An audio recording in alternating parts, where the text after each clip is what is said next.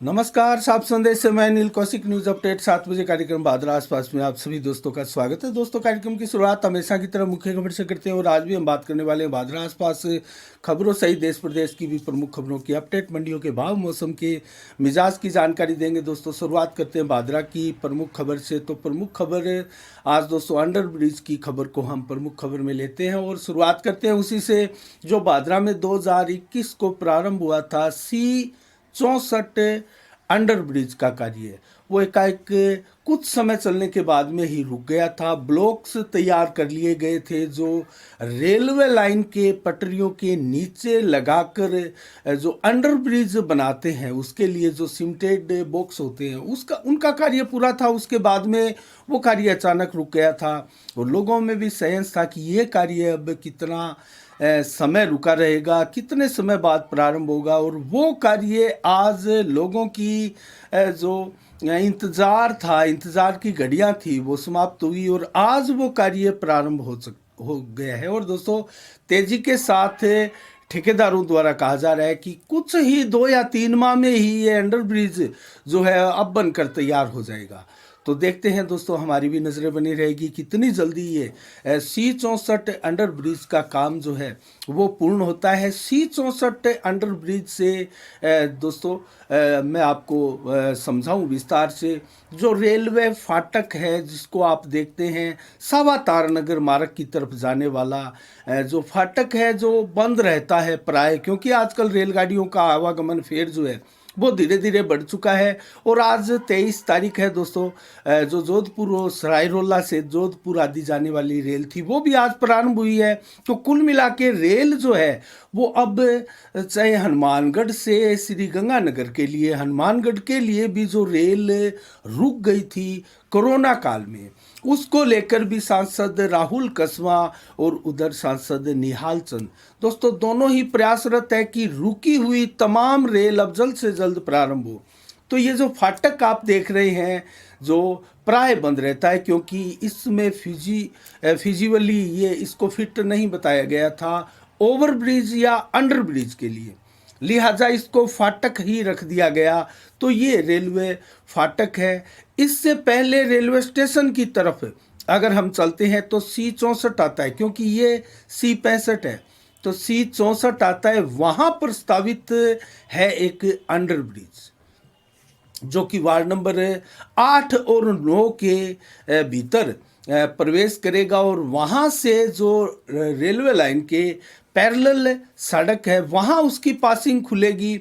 और विशेषकर इन सभी वार्डों से जो कि 7, 8, 9, 10, 11, 12 ये जितने भी क्यामखाली मोहल्ले में जो वार्ड हैं उनके लिए बहुत फ़ायदेमंद होगा ये अंडर ब्रिज दोस्तों, क्योंकि रेलगाड़ी आने के समय में जो छोटे वाहन है या बाइक है आदि वो सारे इसके नीचे से बाज़ार में सुगमता से बहुत जल्दी आ पाएंगे।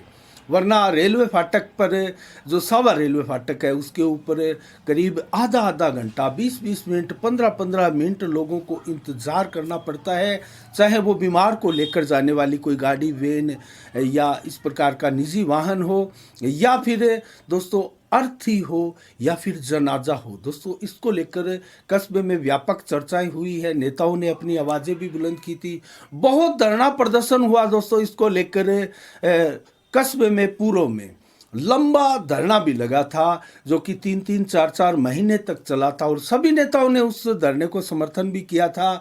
और यहाँ जो ये सावा फाटक है उसके ऊपर C65 बोलकर उसके ऊपर ओवरब्रिज या अंडर ब्रिज की मांग थी। बाद में सांसद उस समय दोस्तों जो राम सिंह कसवा थे उन्होंने एक लेटर जो है मंत्रालय को लिखा, जो कि रेल मंत्रालय है, उनको लिखा कि ये फिजिबल नहीं है ओवरब्रिज के लिए और अंडर ब्रिज के लिए।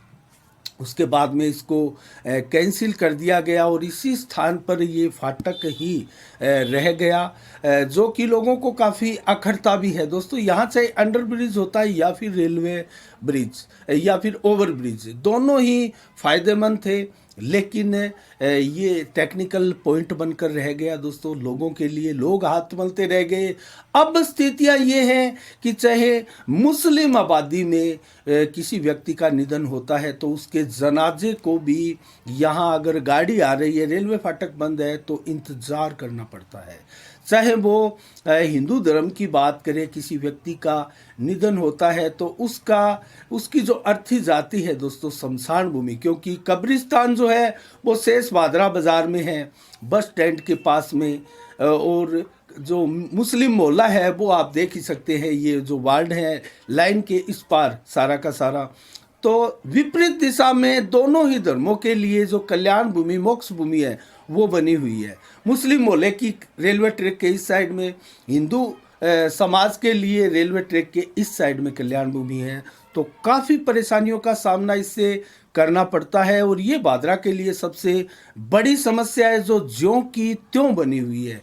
कोई भी नेता, विधायक, सांसद आज तक इसको हल नहीं कर पाया, इसका समाधान नहीं निकाल पाया।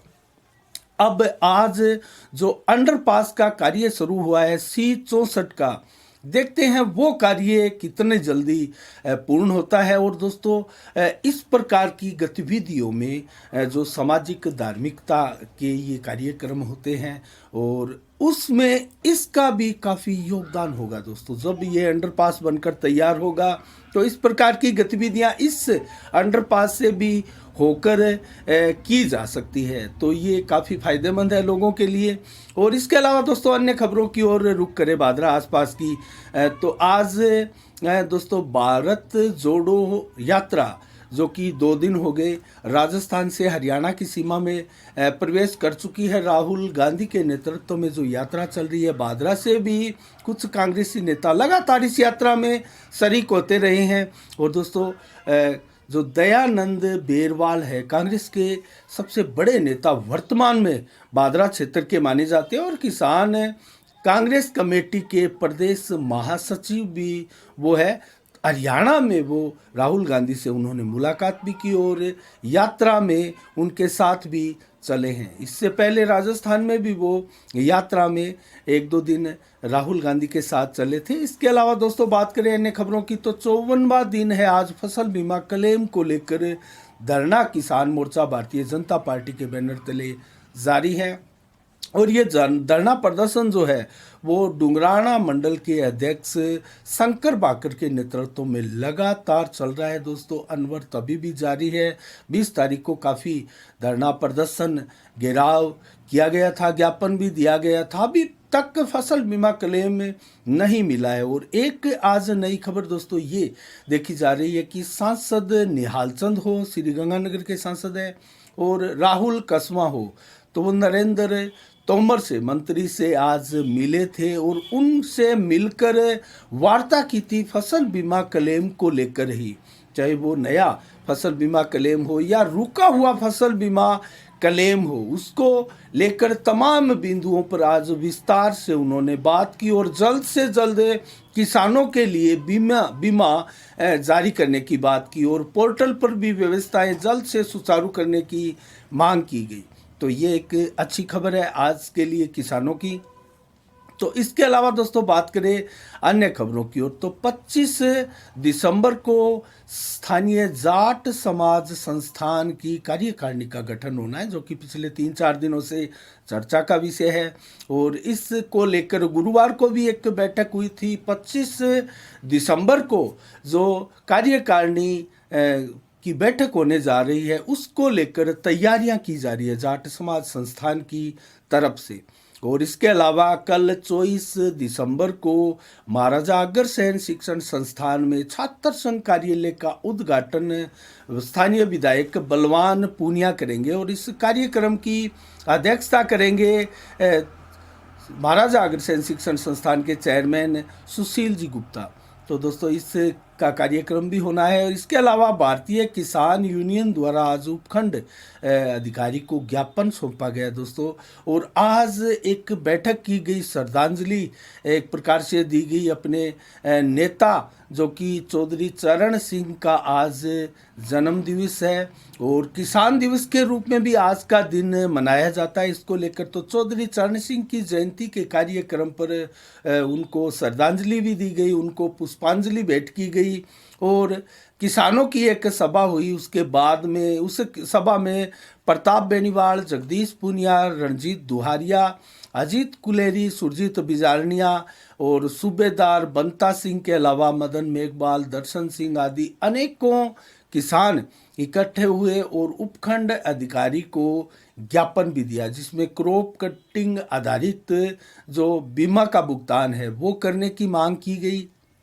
और पंजाब, हरियाणा, राजस्थान की नहरों में जो पानी है, जो हमारे हिस्से का पानी है, वो पूरा पानी देने की मांग भी की गई और प्रधानमंत्री फसल बीमा योजना का जो है सरलीकरण करने की मांग की गई और फसल बीमा क्लेम का जो रुका हुआ बीमा है वो जल्द से जल्द देने की भी मांग की गई। इसके अलावा दोस्तों बात करें क्रिकेट टूर्नामेंट की, तो विशाल एकल ग्रामीण क्रिकेट प्रतियोगिता डुंगराना में भी 25 दिसंबर से होने जा रही है और 25 दिसंबर से होने वाली इस प्रतियोगिता में प्रथम प्राइज 21,000 रुपये का है और 11,000 रुपये का उप विजेता का पुरस्कार प्लस ट्रॉफी दी जाएगी। अन्य मैन ऑफ द मैच आदि प्लेयरों को आकर्षक इनाम इसमें दिए जाएंगे। राजकीय उच्च माध्यमिक खेल मैदान में इस क्रिकेट प्रतियोगिता का कार्यक्रम आयोजित किया जाएगा और कमेटी अध्यक्ष और आयोजनकर्ता प्रमुख सोनू चोपड़ा ने दोस्तों बताया कि 40 से अधिक टीमें इस टूर्नामेंट में, इस प्रतियोगिता में भाग ले रही है और शानदार व्यवस्था इसको लेकर की जा रही है और प्रतियोगिता में आकर्षक इनाम भी रखे गए हैं। इसके अलावा दोस्तों मैं जिक्र करूं तो 25 दिसंबर को ही परलीका हो, जोगीवाड़ा हो, कर्णपुरा हो, खचवाड़ा हो, नेठराणा हो, सभी में 25 दिसंबर को क्रिकेट प्रतियोगिताएं प्रारंभ हो रही है और चनान में 26 दिसंबर को, जबकि सेरडा में 26 दिसंबर को 49वीं कबड्डी प्रतियोगिता होने जा रही है। इसके अलावा अन्य खबरों की ओर दोस्तों आपका ध्यान आकर्षित करूं तो तारानगर के 2 पार्षदों ने एक ज्ञापन सौंपा अधिशासी अधिकारी को। ये अनोखा ज्ञापन था दोस्तों। वार्ड नंबर 19 के संजय वाल्मीकि इसमें शामिल रहे और वार्ड नंबर 10 के हरिप्रकाश शर्मा, इन 2 पार्षदों ने अधिशासी अधिकारी को ज्ञापन सौंपा और उस ज्ञापन में मांग की गई कि ये जो जूता, चप्पल, कंबल, स्वेटर, पैंट, कोट आदि की फुटपाथों पर सेल लगती है, उनको तत्काल प्रभाव से बंद किया जाए।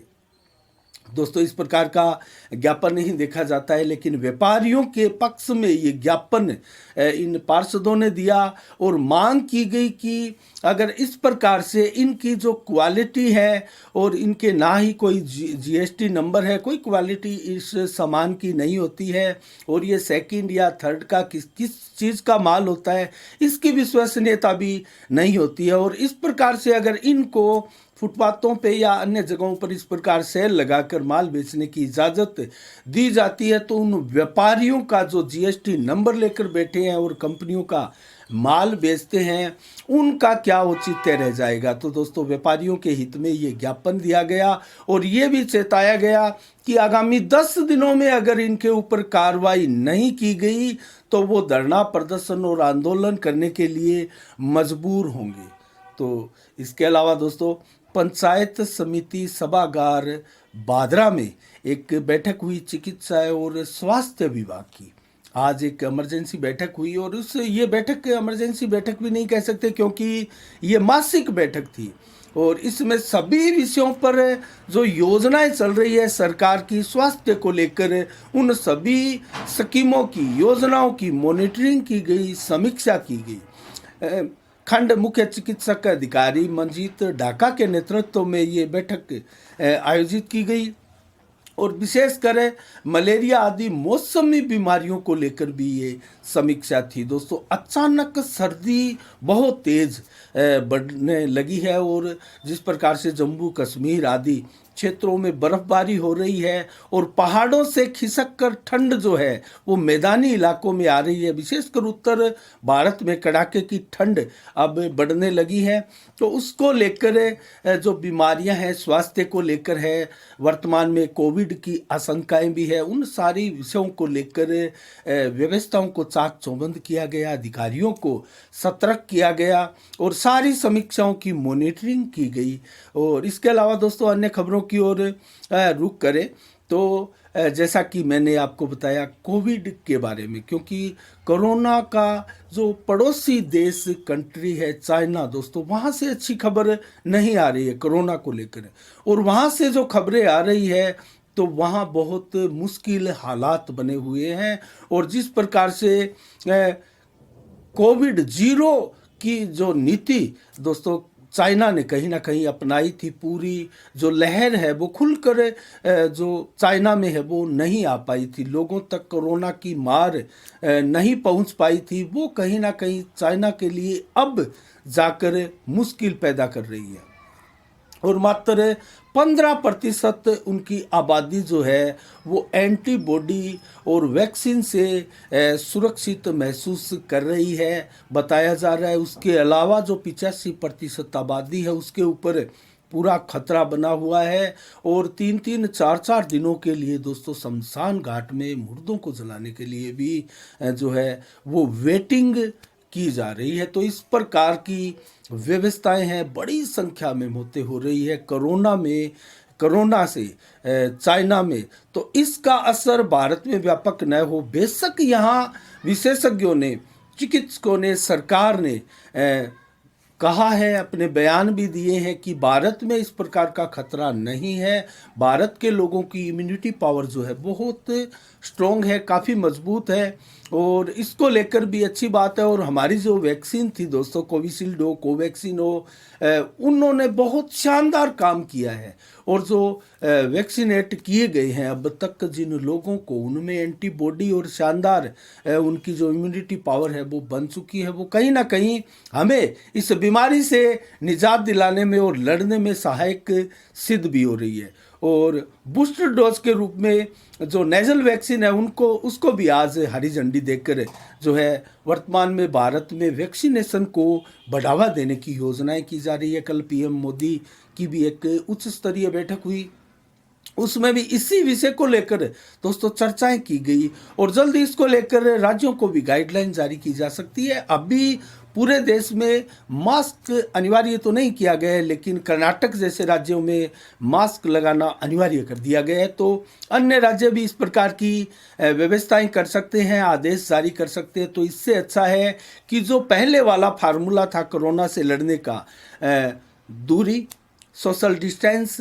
और मास्क और हाथ को जो सैनिटाइजर से जो है धोने का और भीड़ भाड़ वाले इलाकों में जाने से बचने का, तो वो फार्मूला दोस्तों अभी भी उतना ही कारगर है। पूरे विश्व में इस फार्मूले की प्रशंसा होती है और इसी फार्मूले के दम पर जो देश कोरोना से अपने लोगों की रक्षा कर पाए हैं वो इसी फार्मूले के ऊपर अपने लोगों की रक्षा कर पाए हैं। तो इस फार्मूले को आप भी आजमा सकते हैं। और बेशक मास्क जो है वो इमरजेंसी या अनिवार्य नहीं किया गया है, लेकिन फिर भी आप घर से बाहर निकले तो मास्क लगा कर निकले, ये अच्छी बात है, अच्छी खबर है। अनेक चीज़ों से हम बचे रहते हैं।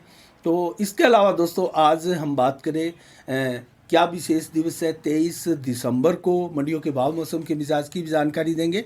तो आज 5वें प्रधानमंत्री, पूर्व प्रधानमंत्री रहे चौधरी चरण सिंह का 1902 में आज के दिन जन्म हुआ था और इस दिन को किसान दिवस के रूप में भी मनाया जाता है 2001 से लगातार। इसके अलावा दोस्तों राम वृक्ष बेनीपुरी 1899 में इस शख्स का भी जन्म आज के दिन हुआ। ये प्रसिद्ध कहानीकार, उपन्यासकार, संपादक, पत्रकार, समाज सेवी भी रहे हैं। तो इसके अलावा दोस्तों रामधारी सिंह दिनकर 1908 में इन महान हस्ती का भी जन्म हुआ था। ये भी सुप्रसिद्ध कवि, लेखक और निबंधकार देश के माने जाते हैं, बिहार के ये रहने वाले हैं। और इसके अलावा दोस्तों पीएम रहे नरसिम्हा राव का भी 2004 को आज ही के दिन निधन हुआ था। उनकी पुण्यतिथि आज ही के दिन पूरे देश भर में मनाई जाती है।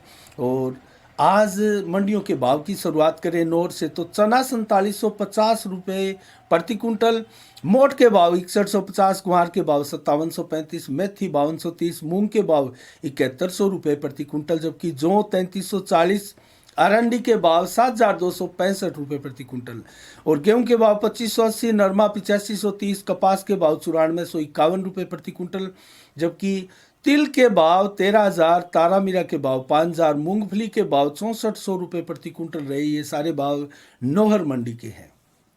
हनुमानगढ़ जिले में हनुमानगढ़ की बात करें मंडी के भाव की, तो नरमा 8,900, गेहूं के भाव 2600, चना 4724, कपास के भाव 9850, मूंग 7300 रुपये और ग्वार के भाव 5786 रुपये प्रति कुंटल रहे। जबकि सिरसा मंडी में सरसों 6880, नरमा 8350, कपास के भाव 9625 रुपये प्रति कुंटल। और जयपुर मंडी के मैं आपको भाव बताऊं तो चना 4753 रहा जयपुर में, जो 2800 बिका है, और गेहूं के भाव 2600, ग्वार के भाव जो है जयपुर मंडी में 5823, मूंग के भाव 7122 और तारामीरा 5100, मोट के भाव 6200 रुपये प्रति कुंटल रहे। और श्री गंगानगर मंडी के भावों की बात करूं तो चना 4796, जौ के भाव 2800, गेहूं के भाव 2521, ग्वार के भाव 5961, मूंग के भाव 7085, तारामीरा के भाव 4740, जबकि सरसों बिकी है श्री गंगानगर मंडी में 6335 रुपये प्रति कुंटल। तो ये रहे मंडियों के भाव। मौसम का मिजाज बताएं तो 23 दिसंबर को आज भी दिन जो है वो लेट खुला था दोस्तों। धुंध जो है, कोहरे की मार अभी भी क्षेत्र में लगातार पड़ रही है, और आज दिन भर सबसे अधिक ठंडा रहा। आज का दिन जो है वो अब तक का सबसे ठंडा दिन रहा, और 15 से 18 डिग्री टेम्परेचर आज दिन भर रहा। 4 से 7 किलोमीटर की रफ्तार से हवाएं चली, जबकि 40 से 50% बादल भी छाए हुए थे। आज धूप बहुत कम, सीमित और कम समय के लिए ही दिन में निकली थी। देर शाम को भी 13 से 15 डिग्री टेम्परेचर रहेगा। 7 से 11 किलोमीटर की रफ्तार से हवाएं चलेगी, और 9% 10% बादल रहेंगे रात्रि को सिर्फ। तो 24 दिसंबर को कल 9 से 15 डिग्री टेम्परेचर दिन में, और 17 से मात्र 19 डिग्री टेम्परेचर, अर्थात 20 से भी अब कम टेम्परेचर आ गया है। और 13 से 16 देर शाम को, और 10 से 12 डिग्री मात्र रात्रि को 12 बजे, और उसके बाद तो और भी ज़्यादा कम हो सकता है टेम्परेचर। और दिन भर 7 से 14 किलोमीटर की रफ्तार से हवा चलेगी, जो कल रात्रि को भी इसी प्रकार कमोबश चलती रहेगी।